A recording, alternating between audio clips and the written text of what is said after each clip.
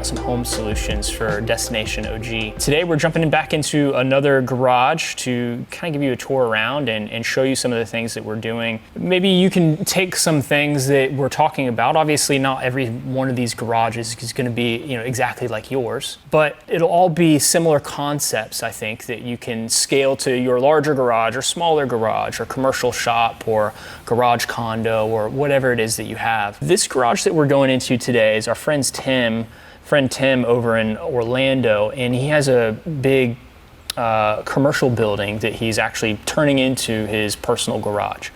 So it's got a lot of different areas in it. It's got some different rooms that he's building out and some really cool features that are cool to show, fun to show.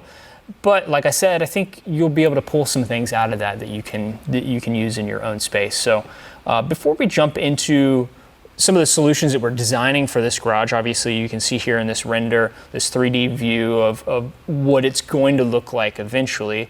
It doesn't look anything like this right now. So to be able to give you guys a little bit of something to look forward to for yourselves, or maybe not feel so bad about your garage as it stands, and maybe you've got boxes everywhere or just stuff in your space.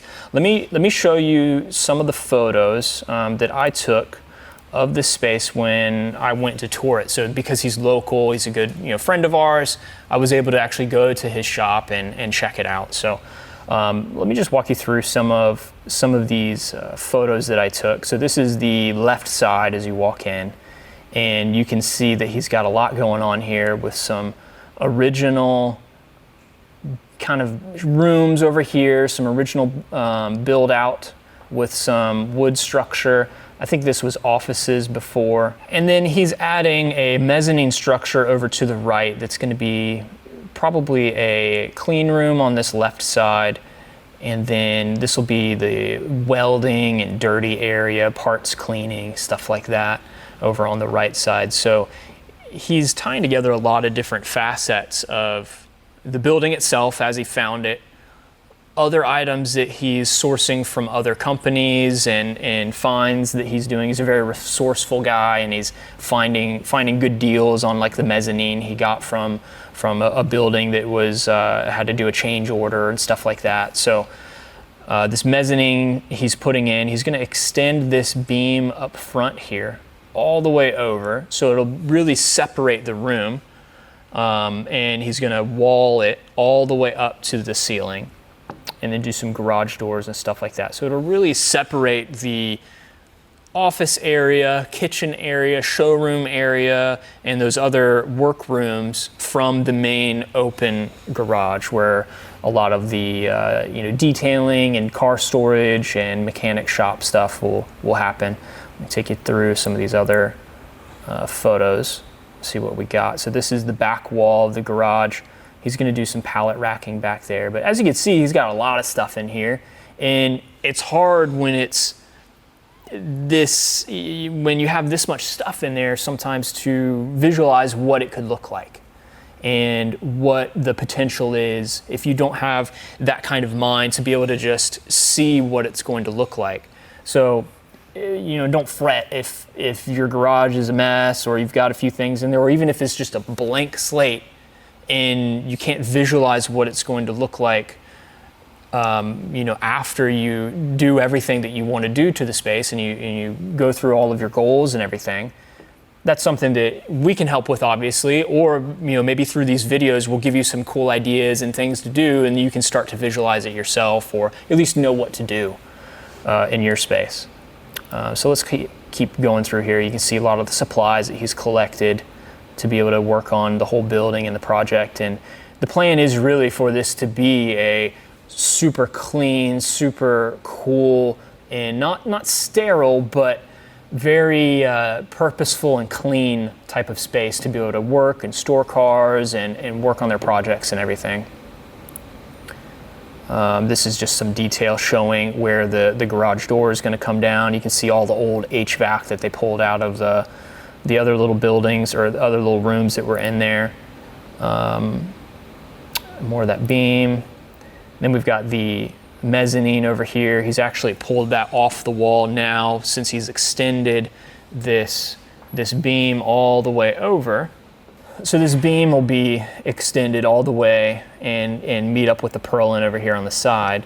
And then I think as he has it now, he's brought this mezzanine forward to meet that beam, connect to the beam, and then he's building it out in the back to provide the platform that'll go all the way to the wall in the back there. Like I said, this will end up being probably 2 rooms over here, which will be pretty cool. This is just showing the area where we wanted to do the pressure washer. There's going to be a bathroom back there, as you can see. Some of his supplies. He had thought about doing some wood and metal accent for the wall that divides the entire space. And in a macro shot like this, it can look kind of cool.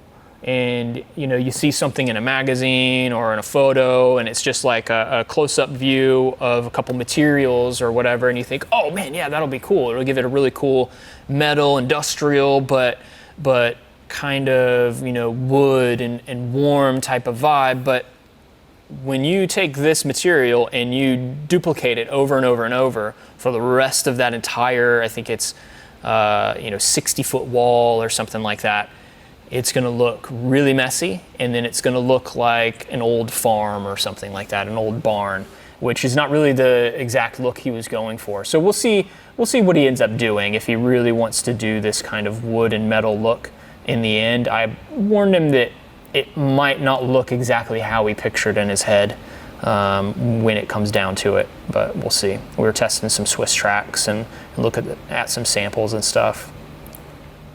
This is a garage door, just a metal aluminum garage door that he sourced to put in the space, and some other doors back in there. So let me take you back into the design here and walk you around a little bit of what we were planning on doing. As you can see, this room or this wall over here, we just put some corrugated metal on it for now to show what it could look like. It may not look exactly like that when it comes time to build it, but just at least to give Tim an idea of what the space could look like. This is where that aluminum garage door is going to go. So this space back in here is actually going to be like a little showroom for an old Porsche. It'll have like a couch in there. Very anti-Matt's philosophy of a garage, but he's got so much space in here that he has the ability to do some different areas and different rooms and stuff. So that'll be a pretty cool little area here. You can see it in 3D. So we'll probably do some DMF lighting. So let's talk about lighting first for this space, because that's probably it used to be the afterthought of what we would do in garage design, and with the overhead lights that we have and have had in the store for a few years now, they're good. They work really well. They provide a lot of light. They're 5,000 Kelvin, which is nice, but they leave a little bit to be desired in terms of features and adaptability and everything. They're one size. You can do 4 bulb or you can do 6 bulb. There's no dimming, and they're a decent light output, but I believe they're 80 CRI, and we want something better. We want 90 CRI. Is going to be a little bit more accurate. It's going to reflect the colors more accurately back to your eye. So the new lighting that we've gotten into is awesome, but in order to truly light your entire space, especially a large warehouse like this, adequately, it ends up being a really big ticket item for your build. Even in a small, 2-car garage, you can spend $3-4 grand just on, the Cree lighting or DMF or whatever it is that you want to do for the garage. So it ends up being a pretty substantial part of what you're going to be buying. So I think if we start there with this, that'll be a good place to work from. In this little room, this is a little different than a normal garage because it's going to be a hangout space. I think this Porsche will probably be pulled forward a little bit. There'll be a cool little lounge seating area over here with a nice, tan leather couch. That whole vibe I think will be cool. And we did some custom DMF lights coming down from the ceiling, and we only did 6 because eventually it gets a little cost prohibitive to just deck out the whole place in those lights, unless you just have infinite money to spend. But we have a lot of other things in this facility that we want to be able to focus on. So we don't want to spend all the money on, doing, 12, 18 fixtures in this room. So what we did was we recessed in between these beams, as you can see, some 4-foot Cree LS4 fixtures, which are pretty economical. I think they're like $180 a piece or something like that. Whereas these DMF lights that are going to suspend from the ceiling, I think I want these probably up just a little bit more so that maybe they don't stick down so far. Let me see if I can do that on the fly here without it messing up on me. Nah, it's not letting me go through. Let's see if we can do it. Nah, I won't mess with that because I think it's going to mess up the layout of things. But with those custom DMF hanging lights, they're pretty expensive. It's a really high quality fixture. The actual module in it itself is the DRD2s or the DRD4s, just like you would put in a recessed can in your house. But it has this metal enclosure that allows you to customize it. You can do different heights and different lengths and then different attachments and lenses and that sort of thing. So you can really customize it. I think there's like a million different variations. With that though, it's a little expensive. Like this one light's probably going to be about $700. So when you're talking about doing like 18 in a small area like this, or 12 or something like that, it gets up there pretty quick. So we decided to just do 6. And then with the LS fixtures in between, so in between each of these is another LS fixture. So that way it'll be able to light the space adequately, still look cool, still look the part. Because I feel like if we just did LS throughout, it just wouldn't have the right, for lack of a better word, the right vibe, I don't think. So I think adding that can fixture, that hanging fixture that'll be recessed up into the black painted rafters a little bit, I think is a really cool look. And we'll spec those out with the adjustable DMF lights. So that's the DRD4s. And that way we can point the lights in whichever direction we want, to a certain degree. That way we can have them spotlight on the like a coffee table over on the side or right on the car. I think it'll be a really cool look.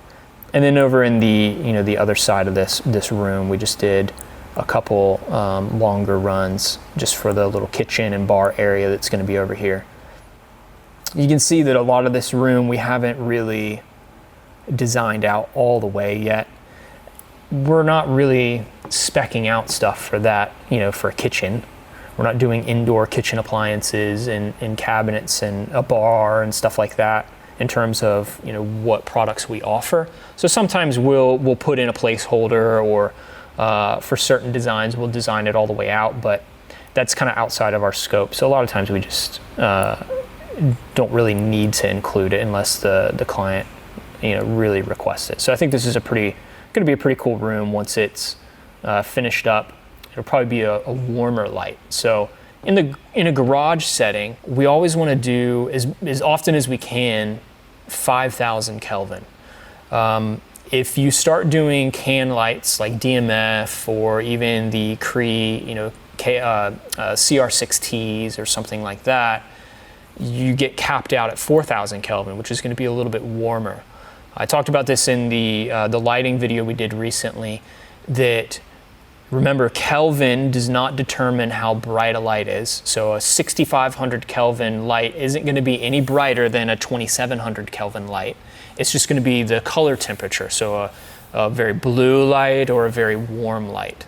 You can still have either be very bright or very dim. But in this space, in an environment like this, probably be okay with like 4,000 or even 3,500 to give it that warm, kind of cozy feel for a hangout space, a lounge, I think is totally okay.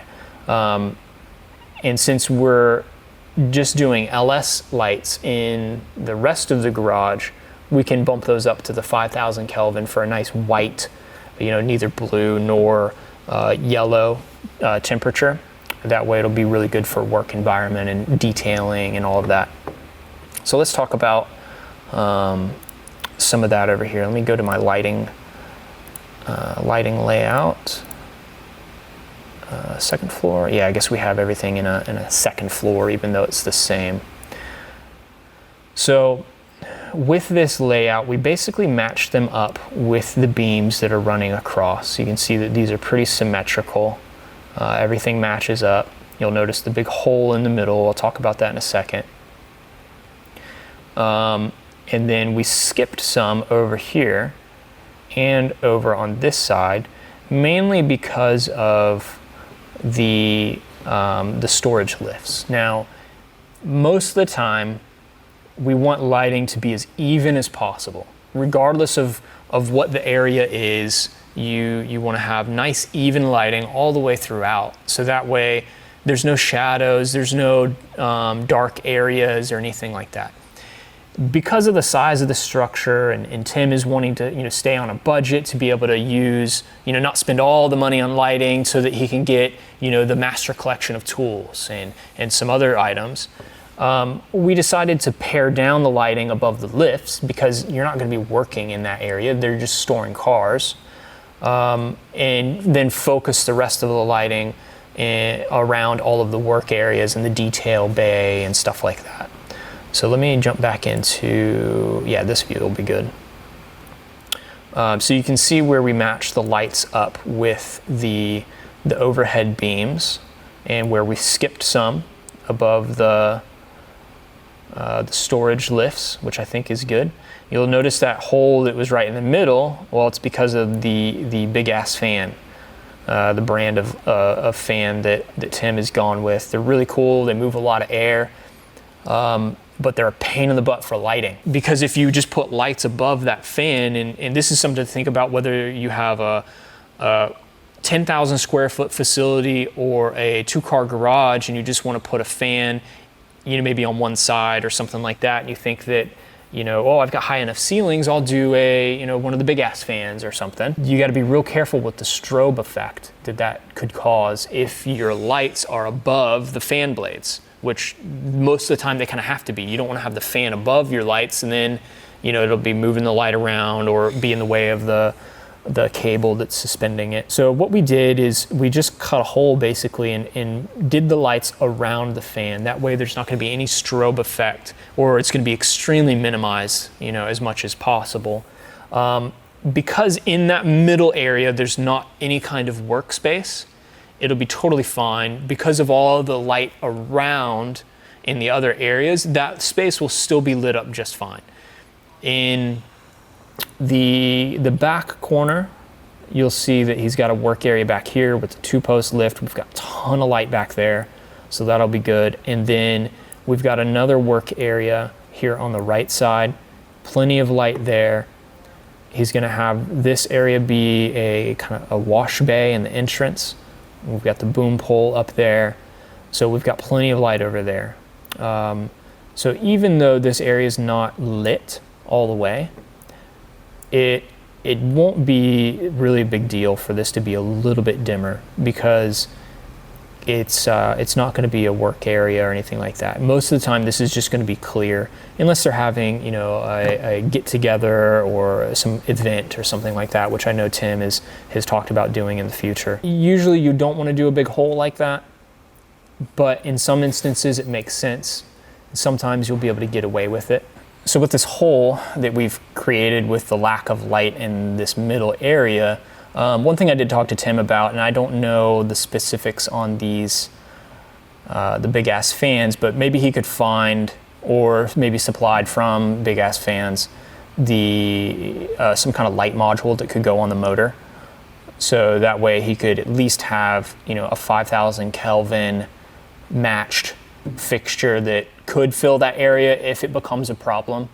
That's pretty much going to be the only choice with this size of a fan. It's a 16-foot diameter fan, so it's pretty big. It moves a lot of air, which is good, but it definitely creates some difficulties with lighting.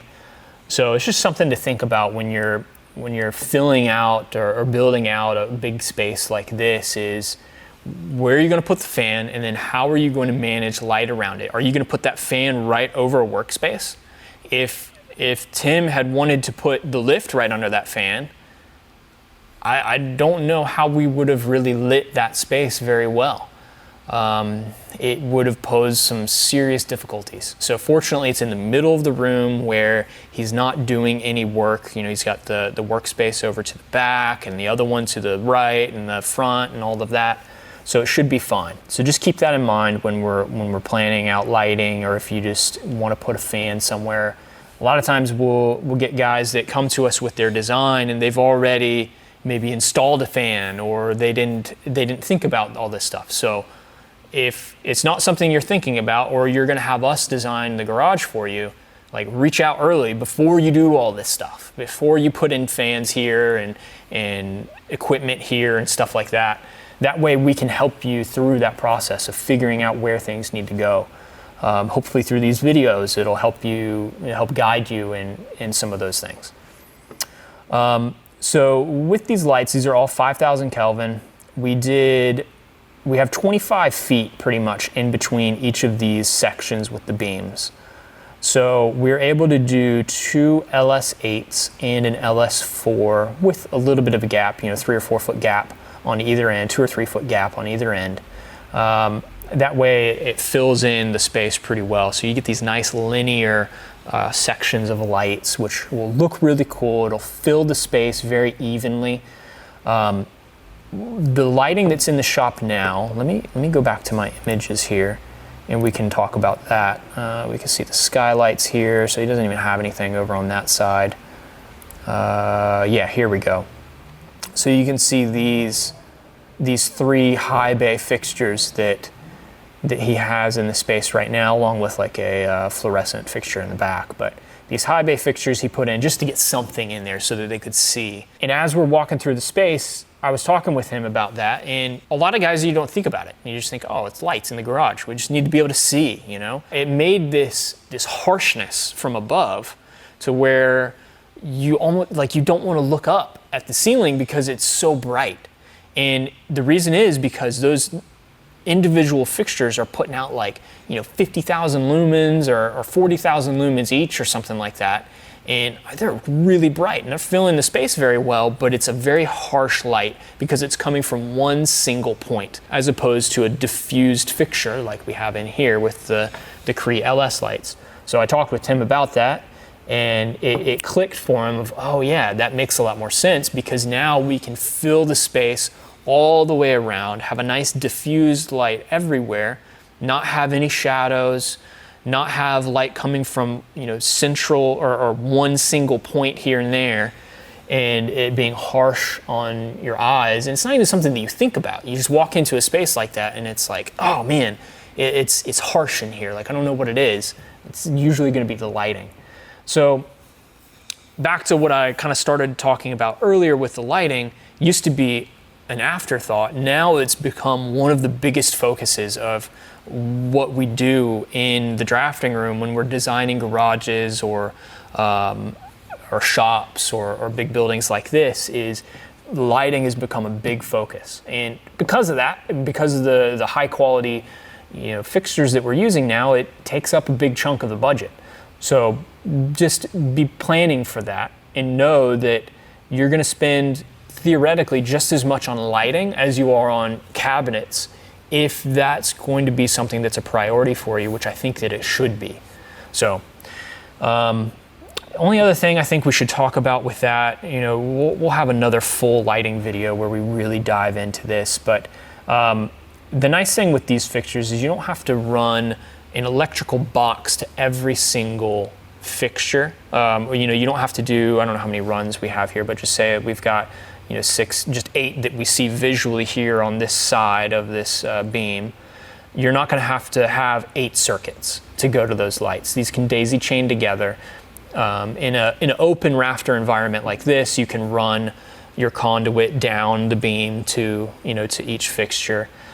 And either you can have, if we're going to set up a bunch of different zones, you can have, I believe, up to, I think it's 8 or 9 or 10 LS8 fixtures. I'll have to figure out the exact number. I can't remember, but it's between 8 and 10 LS fixtures, depending on the lumen output that you have, on a single POW pack. So the power comes into the POW pack. The POW pack then distributes the line voltage as well as the 0 to 10 volt wiring to the lights, and then they can daisy chain together from there. So that way you can have a bank of, say 3 strips of 3 LS8s all on the same POW pack as one zone, so you can pair that to a Pico on the wall. So that's how we're planning on setting it up for Tim's garage here. So that way we can have a few different zones. Most of the time he's probably just going to turn them all on at the same time. So we'll probably have like a master Pico on the wall, because you can pair a POW pack to multiple Picos, or you can pair, I'm sorry, the other way around. You can pair a POW pack to multiple Picos. That way, you could have different zone setups and stuff like that. Or you can pair all the POW packs to one Pico, so that way you can just control everything from one, or like one side of the building by one Pico. So that's pretty helpful. All right, let's talk about pressure washing and the idea of having a wash bay, whether it's internal or in like a pole barn like Matt used to have, or something like that. In Tim's space here, fortunately he's got water right on the other side of this wall on the outside of the building. So he'll be able to plumb in pretty easy from the other side without too much fuss. One of the things that we were considering with this little wall space was making sure that we had enough room for the pressure washer, as well as for some storage for towels and stuff like that, because even though it's not that long of a walk, the other cabinet array is over on this middle wall, and it's just nice to be able to have a locker cabinet right next to your pressure washer. So one of the ways that we've been designing a lot lately is by doing a pressure washer wall. And so what that's usually going to consist of is your custom install solution that goes on the wall, a bucket filler next to that, 2 or 3 stainless shelves for your press-all bottles and that sort of thing. At whatever width you need. Usually we do 48 inches, but if you're going to do pressure washer shelving and then some cabinets, maybe you just do 36. You can make it as narrow as you want. And then either just a locker, you can store some gallons in there, you can store all your towels in there, or if you want to expand that to have more functionality, a sink is good if you have a spot that you can do a drain and plumbing and all of that, and also a waste bin cabinet. That way you have a spot to put your dirty towels and trash when you're cleaning out your car, all your cheeseburger wrappers that Matt has to pull out all the time. Obviously not, but you get the idea. All right, so let me pull up that image where the pressure washer is going to be again. So we talked a lot about where the pressure washer would go in Tim's garage, and a lot of times, whether it's a 2-car garage or a big shop, sometimes it makes the most sense for the pressure washer just to be on the front wall, like where the garage door is. It usually works out best because of spacing or something. Maybe you've got a 4-foot space between your garage door and the wall, and that would be a nice little spot for the pressure washer. Be careful though of doing it on the front wall, because it creates some problems. So you end up with, if you're washing outside the garage, your pressure washer and your hose reel is facing the opposite way now. So now you have to pull the hose off and then walk everything out into the driveway. Whereas if you have it on a side wall or even on the back wall of the garage, you can just pull straight out to where you're gonna go, and you don't have to like pre-pull all the hose off the reel.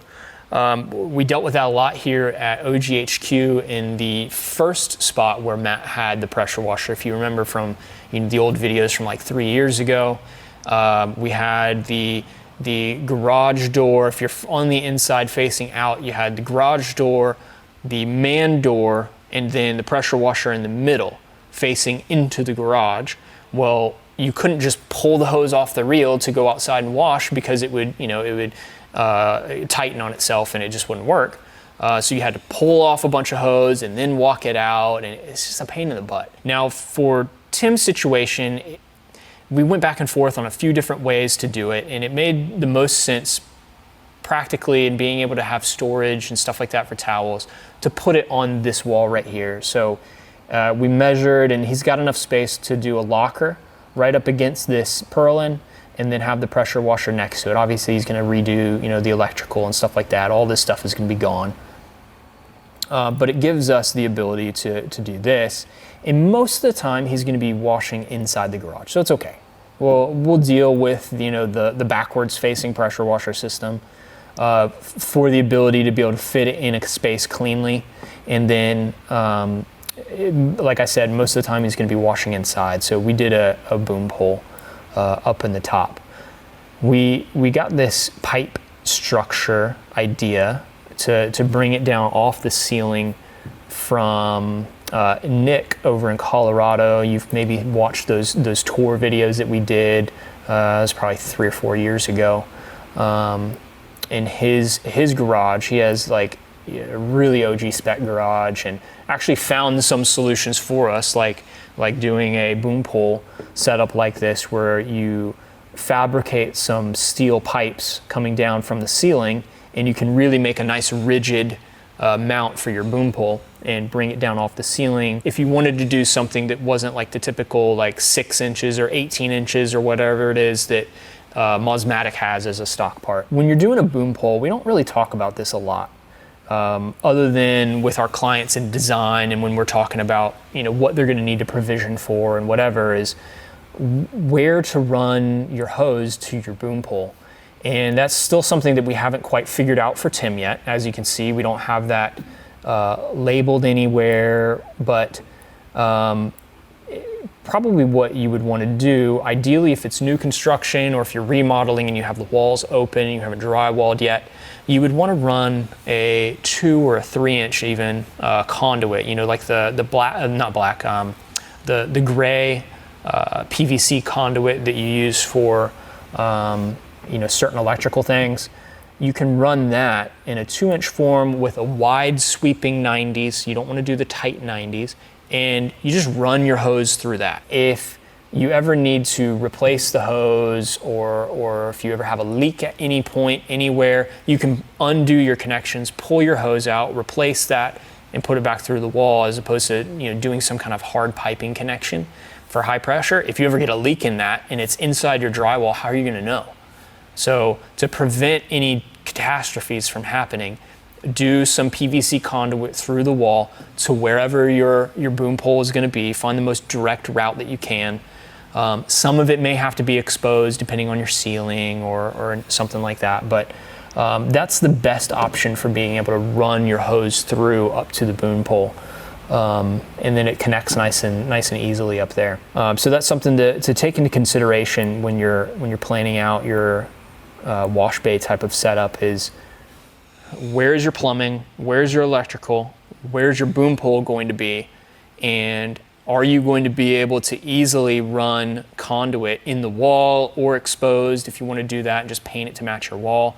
Are you going to be able to run that without making all sorts of crazy 90s and stuff up to the boom pole? Because if you do too many 90s, that hose that's going to go through the pipe won't be able to bend properly, or it'll get stuck if there's too many bends.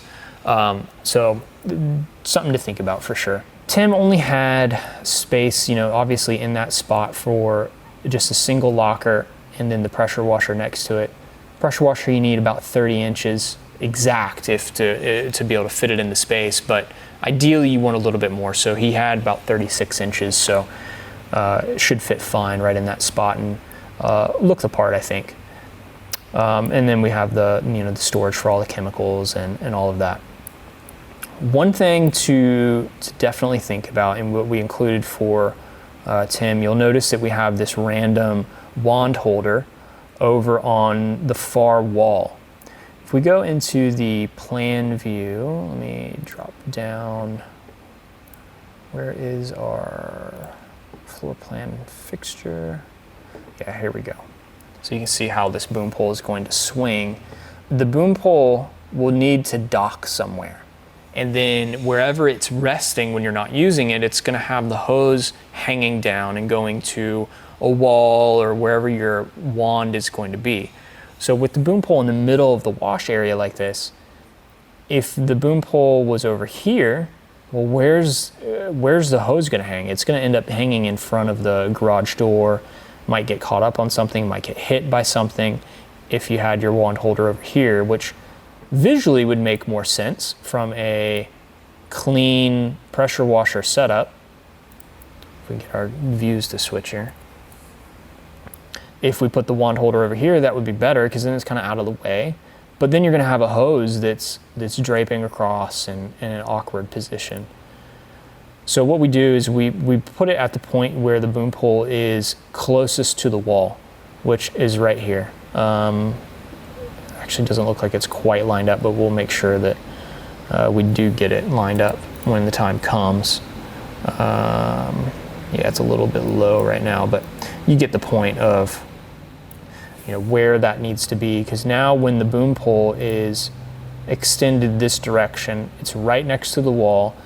Your gun and wand will dock into that wand holder, and then your hose will be able to just hang straight down and be really nice and tight to the wall so that it's out of the way. It's not going to get hit by cars coming in or anything like that. So be mindful of that when you're setting up where your wash bay is going to be. We in Curtis's garage, where Matt did the pressure washer giveaway. Actually, he ended up winning the pressure washer giveaway, and we went and installed the custom install in his hanger that he has, very similar size to this. He wanted to do a wash area almost in the middle of the space. That way, it wasn't near the doors. He could have the doors closed and all of that. But we had to get really creative on where to put the wand holder. And I think once Mike and Matt went there to actually install, I think it got installed in a little bit different location, so it was totally fine and they were able to dock on the wall. But initially we were designing that space and the boom pole was going to be more towards the middle of the room, and it was really difficult to figure out how it was going to work properly, because where do you put the wand and where do you dock it? So we ended up getting it a little bit closer to the stairs that were over there. We were able to have that be the wand holder location. So just know that you've got to have a spot that's out of the way, that's close to the radius of the swing of the wand holder, so that way you can dock that properly and get it out of the way. The only other thing to talk about with this pressure washer setup, you heard me mention bucket filler and the shelves before. There's not really room for that for Tim, and he didn't want to have to put water over here because that would require a lot of extra plumbing up over this door and everything. What you can do, like we did in Emmanuel's garage for the giveaway garage we did a few years ago, you can actually do a bucket filler right off of the Prevost piping as a part of the DI kit. So basically you can take one of these two 90s on the side, turn it into a T so that it goes out or down, and then you could reuse the 90 that you're then not using in one of these corners to bring. So say you did a T here, bring it out, do a 90 down, and then you would do a valve there and then your bucket filler off of that. That way you could have DI water or regular water out of your CR Spotless for filling your buckets, which is pretty cool. So if you're tight on space, you don't have somewhere to put an actual hose bib, or you only want to have the water connection for the piping package, the Krensla, and you don't want to have another bucket or a spigot, you can tie it into the CR Spotless, which is a cool little idea. All right, last thing I want to talk about is the cabinet setup that we did here for Tim, and maybe you can pull a few things out of this that'll help you set up your arrays in your garage. You'll notice this is a little funky. He's got two different cabinet setups. And the idea is, one, it's a little selfish in that I prefer this right side array. I think it's going to really set off the room. It's going to really look cool. I also think that even though they're going to be doing some pretty big projects in this garage, rebuilding, old Corvettes and stuff like that, old Porsches and whatever, I have a feeling that once they use the scissor lift, the recessed scissor lift that they're going to do from Nussbaum, they're going to end up using that way more often than they think they are, because they're used to typical two-post lifts. Once you start using that, you realize how beneficial it is to not have the posts around you and how much room you have to work in. It's just awesome. So we created these 2 different work areas. Also, the scissor lift area is the detailing area as well. So it does make sense to have some cabinets there. That way we can store all the polishers and stuff like that. So with these cabinets, the MSS Plus, one of my favorite things is the 870 millimeter portable cabinet that it docks into the cabinet array and then rolls out. So it has the bridge unit above it. So it's an 890 millimeter bridge unit.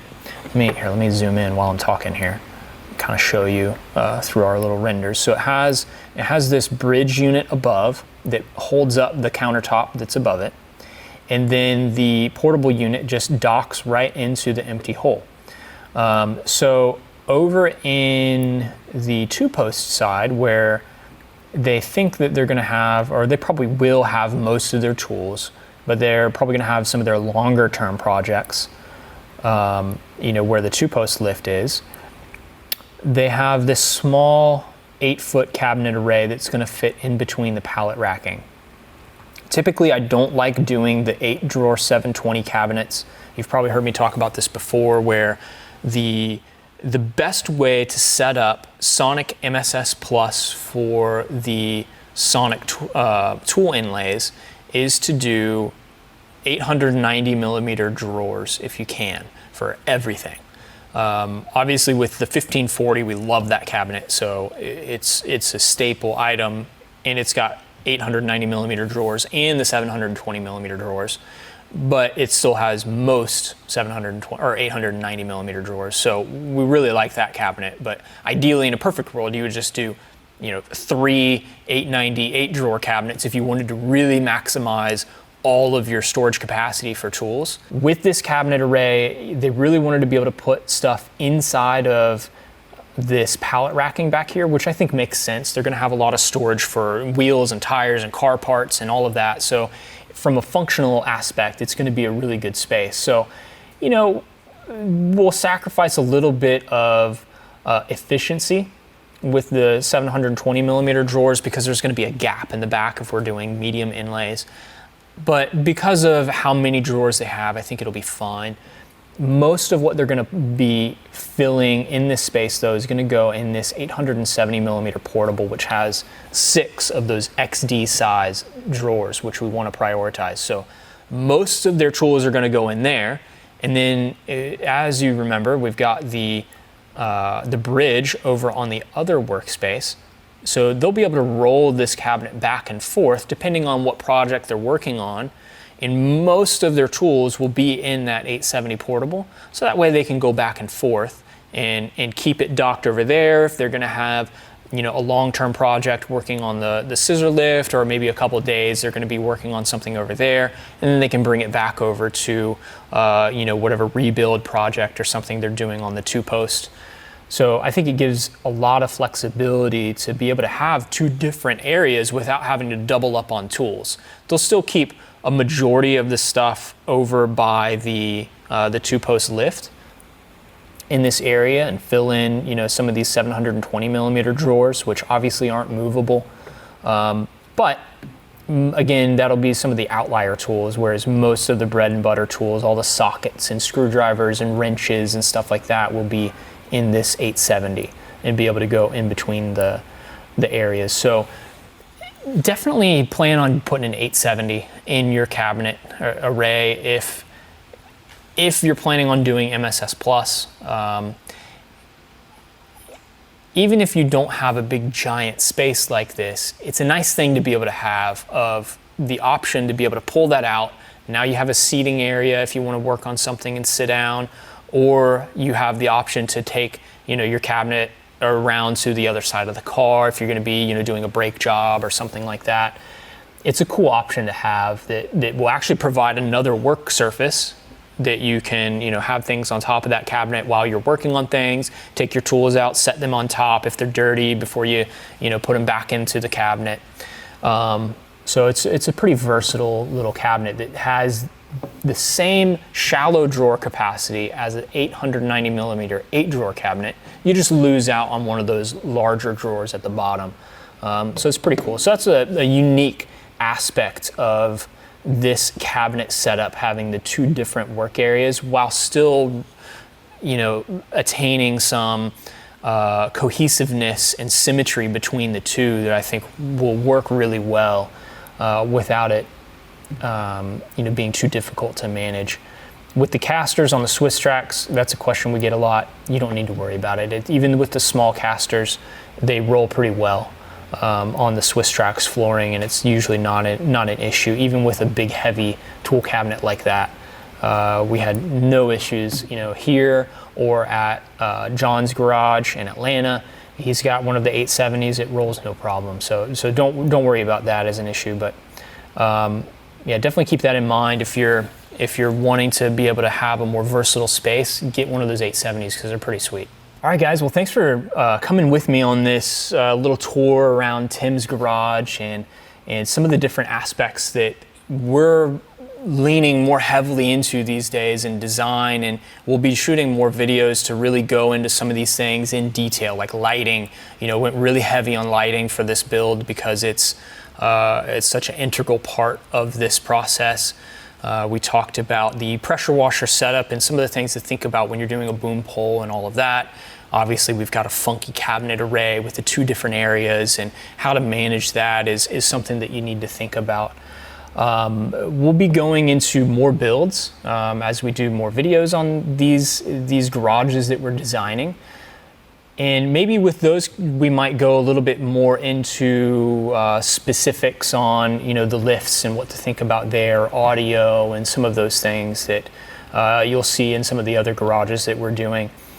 And it might be cool also to have a video where we pull in a bunch of different designs and just talk about one specific topic, like flooring or lighting or cabinets or whatever it is. So be on the lookout for those coming soon. Again, thanks for running through this garage with us. I think this is a really cool build, and it's something that I'm excited to be able to design with Sean and working with our client Tim on it. And I'm excited to see how it turns out in real life once it transforms into this really cool reality of what it's going to be.